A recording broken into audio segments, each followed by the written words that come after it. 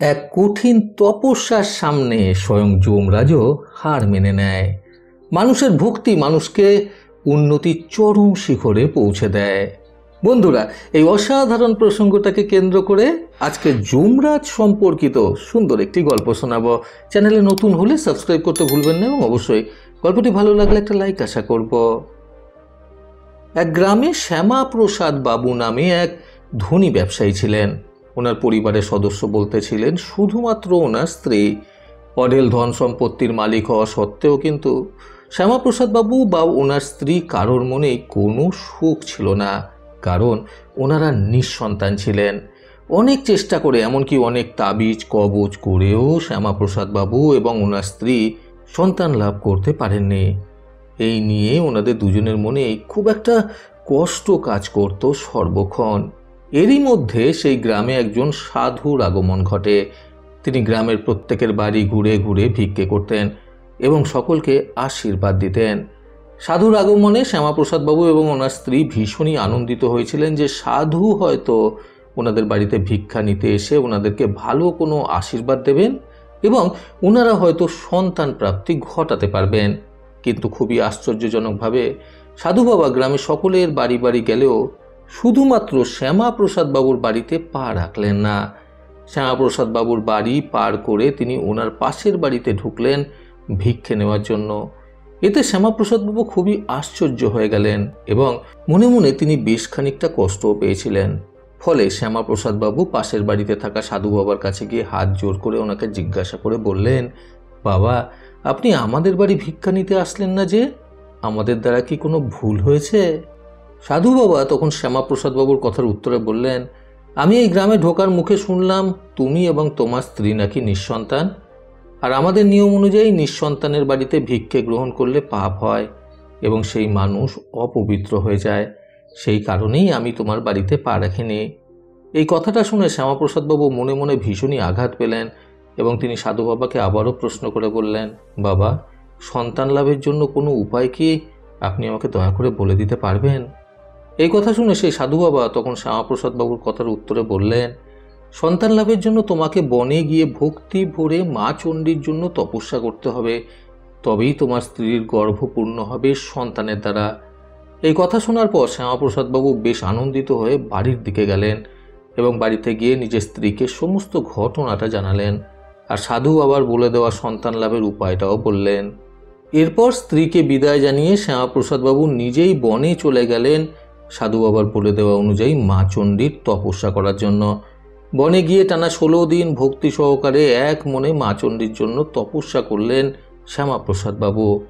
16 দিন পর মা চণ্ডী শ্যামাপ্রসাদ বাবুর তপস্যায় খুশি হয়ে ওনার সামনে আবির্ভূত হলেন। মা চণ্ডী আবির্ভূত হয়ে শ্যামাপ্রসাদ বাবুকে বললেন, আমি তোমার তপস্যায় খুব খুশি হয়েছি এবং খুশি হয়ে তোমাকে পুত্র প্রাপ্তির জন্য আশীর্বাদ প্রদান করলাম। সমস্যা হলো এটাই যে শ্যামাপ্রসাদ বাবুর ছেলে মাত্র 16 বছর পর্যন্ত বাঁচবে। শ্যামাপ্রসাদ বাবু তখন কাঁদো কাঁদো স্বরে নিজের 2 হাত জোর করে মা চণ্ডীকে উদ্দেশ্য করে বললেন, মা, এর থেকে মুক্তি পাওয়ার কি কোনো উপায় নেই? মা চণ্ডী তখন বললেন, তোমাদের স্বামী স্ত্রী দুজনকে মোট 32টি পূর্ণ ব্রত পালন করতে হবে নিষ্ঠা সহকারে, তবেই তোমাদের ছেলে দীর্ঘ জীবন লাভ করতে পারবে। এই কথা শুনে শ্যামাপ্রসাদ বাবু তখন অসংখ্য ধন্যবাদ জানালেন মা চণ্ডীকে। তারপরে মা চণ্ডী আবার শ্যামাপ্রসাদ বাবুকে বললেন, কাল ভোরবেলায় ঠিক এই জায়গায় একটি আম গাছ দেখতে পাবে। সেই আম গাছ থেকে একটি ফল পেড়ে নিয়ে তুমি বাড়িতে গিয়ে তোমার স্ত্রীকে খাওয়াবে। সেই ফলটা খাওয়ার পর তোমার স্ত্রী গর্ভবতী হবে। এই বলে মা চণ্ডী সেখান থেকে অদৃশ্য হয়ে গেলেন। শ্যামাপ্রসাদ বাবু পরের দিন ভোরবেলার জন্য অপেক্ষা করতে লাগলেন সেই বনে বসে। তারপরে মা চণ্ডীর কথা অনুযায়ী ভোরবেলায় ঠিক সেই জায়গায় একটি আম গাছ দেখা দিল এবং সেই গাছে অসংখ্য পাকা পাকা আম ফুলেছিল। শ্যামাপ্রসাদ বাবু সেখান থেকে একটি পাকা আম পেড়ে নিয়ে বাড়িতে চলে গেলেন এবং নিজের স্ত্রীকে সেই আমটা খাইয়ে সমস্ত ঘটনাটা জানালেন। শ্যামাপ্রসাদ বাবুর স্ত্রীও সেই আমটা খুবই ভক্তি সহকারে গ্রহণ করলেন। এরপর যথাসময়ে একটি সুন্দর ফুটফুটে পুত্র সন্তানের জন্ম দেন শ্যামাপ্রসাদ বাবুর স্ত্রী। খুবই শখ করে শ্যামাপ্রসাদ বাবু এবং ওনার স্ত্রী পুত্রের নাম রাখেন কুমারাদিত্য। এরপর প্রত্যেক পূর্ণিমা তিথিতে শ্যামাপ্রসাদবাবু এবং ওনার স্ত্রী পূর্ণ উপবাস করতেন। এইভাবে 15টা বছর অতিক্রম হয়ে গেল। ছেলের বয়স যখন 16 হলো, তখন শ্যামাপ্রসাদবাবু এবং ওনার স্ত্রী খুবই দুশ্চিন্তা করা শুরু করলেন ছেলেকে নিয়ে। এই দুশ্চিন্তা থেকে মুক্ত হওয়ার জন্য তিনি ছেলেকে বারাণসীতে নিজের মামার কাছে শিক্ষা গ্রহণের জন্য পাঠিয়ে দেওয়ার সিদ্ধান্ত নিলেন এবং ঠিক করলেন যে ঠিক 1 বছর পর তিনি ছেলেকে আবার নিজের কাছে ফিরিয়ে আনবেন। পরিকল্পনা অনুযায়ী ছেলের মামার সাথে কথা বললেন ছেলেকে অর্থাৎ কুমারাদিত্যকে বারাণসীতে নিজের সঙ্গে করে নিয়ে যাওয়ার জন্য। ছেলের মামা শ্যামাপ্রসাদবাবুর কথায় রাজি হয়ে গেলেন এবং তিনি গ্রামে আসলেন তাকে নিয়ে যেতে। অপরদিকে শ্যামাপ্রসাদবাবু আর ওনার স্ত্রী মিলে ভগবতী দেবীর পূজা করতেন আর পূর্ণিমা তিথিতে পূর্ণ উপবাস করতেন মা চণ্ডীর বলে দেওয়া কথা অনুযায়ী। কুমারাদিত্য নিজের মামার সাথে যখন বারাণসীর উদ্দেশ্যে রওনা হলো, তখন পথেই একটি গ্রাম পড়েছিল। সেদিন সেই গ্রামেই এক ব্রাহ্মণের মেয়ের বিবাহ অনুষ্ঠান হচ্ছিল। কোনো এক কারণবশত সেই বিয়ের বর বিয়ে করতে না আসায় কন্যা লগ্নভ্রষ্ট হয়ে যেতে বসেছিল। সেই মুহূর্তে সেখান দিয়ে কুমারাদিত্য নিজের মামার সাথে হেঁটে হেঁটে যাচ্ছিল। নতুন ছেলেকে দেখে এবং নিজের মেয়ের সাথে মানানসই হবে দেখে সেই ব্রাহ্মণ কুমারাদিত্যের মামার হাতে পায়ে ধরে বললেন, এই ছেলেটির সাথে আমার কন্যার বিবাহ দিয়ে দিন দয়া করে, তা না হলে আমার কন্যাটি লগ্নভ্রষ্টা হবে। আপনি যদি আপনার এই ছেলেটার সাথে আমার কন্যার বিবাহ দেন, তাহলে বিনিময়ে বিয়ের যা যা সামগ্রী লাগবে সমস্তটা আমি দিয়ে দেব, শুধুমাত্র এদের দুজনের বিয়ে দিয়ে দিন। ব্রাহ্মণের করুণ কথাবার্তা শুনে কুমারাদিত্যের মামা নিজের ভাগ্নেকে বিয়ের পিঁড়িতে বসাতে রাজি হয়ে যান।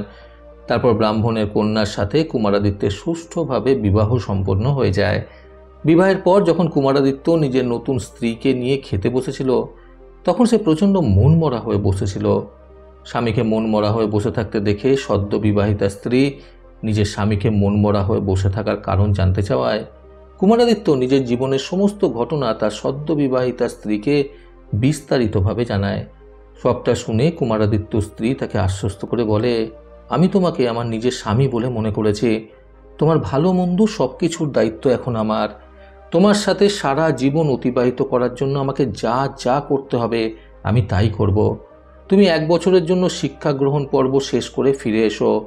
আমি ততদিন তোমার জন্য অপেক্ষা করব এবং ঈশ্বরের কাছে তোমার জন্য প্রার্থনা করে যাব। এই কথা শুনে কুমারাদিত্য বেশ খানিকটা আশ্বস্ত হলো এবং সে মামার সাথে বারাণসীতে যাওয়ার পূর্বে নিজের সদ্য বিবাহিতা স্ত্রীকে একটি আংটি দিয়ে গেল আর তার স্ত্রীকে নিজের ঘরের সামনে একটি গোলাপ গাছ লাগাতে বলল।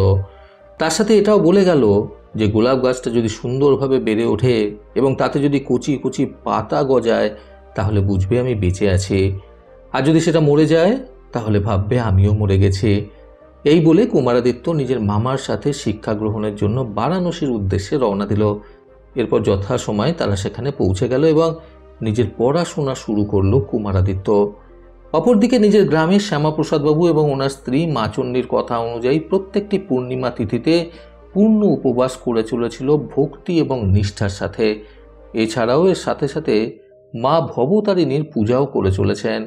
এদিকে বারাণসীতে শিক্ষা গ্রহণ করে বাড়ি ফেরার পথে কুমারাদিত্য একটি বিষাক্ত সাপের কামড় খায় এবং রাস্তার মধ্যেই সে লুটিয়ে পড়ে। তখন যমরাজ নিজে এসে কুমারাদিত্যকে নিয়ে যেতে উদ্যত হন, কিন্তু শ্যামাপ্রসাদবাবু এবং ওনার স্ত্রীর পূর্ণিমার উপবাসের জন্য তিনি তাকে নিয়ে যেতে পারছিলেন না।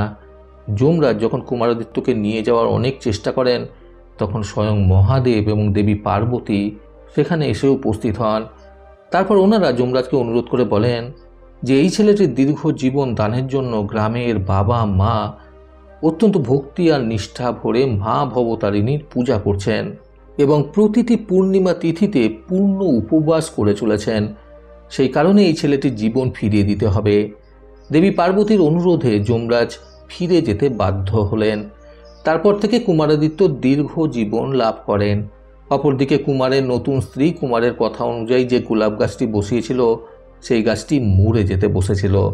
তখন সে ভাবল হয়তো তার স্বামী মারা গেছে, তাই সে প্রচণ্ড পরিমাণে কান্নাকাটি করতে শুরু করে এবং ঈশ্বরের কাছে শুধুমাত্র নিজের স্বামীর প্রাণ ভিক্ষা করে প্রার্থনা করতে শুরু করে।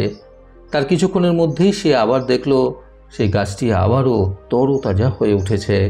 তাই সে বুঝতে পারল যে তার স্বামী এখন ভালো আছে। এরপর স্বামীর জন্য পথ চেয়ে বসে থেকে 1 বছর অতিবাহিত হয়ে গেল। কুমারাদিত্য বারাণসীতে নিজের শিক্ষা গ্রহণ পর্ব শেষ করে ফিরে আসার পথে নিজের স্ত্রীকে সঙ্গে করে নিয়ে গ্রামে নিজের মা বাবার কাছে ফিরে আসে এবং তারপর থেকে সকলে সুখে শান্তিতে জীবনযাপন করতে থাকে। বন্ধুরা, উন্নতির চরম শিখরে পৌঁছাতে আজকের এই সুন্দর গল্প থেকে শিক্ষণীয় 3টি কথা সর্বদা মনে রাখুন। প্রথমত, কথায় আছে, বিশ্বাসে মেলায় বস্তু, তর্কে বহুদূর। কাজে ঈশ্বরের প্রতি সম্পূর্ণ বিশ্বাস থাকলে সেই বিশ্বাস মানুষকে জীবনে অনেক দূর পর্যন্ত এগিয়ে নিয়ে যায়।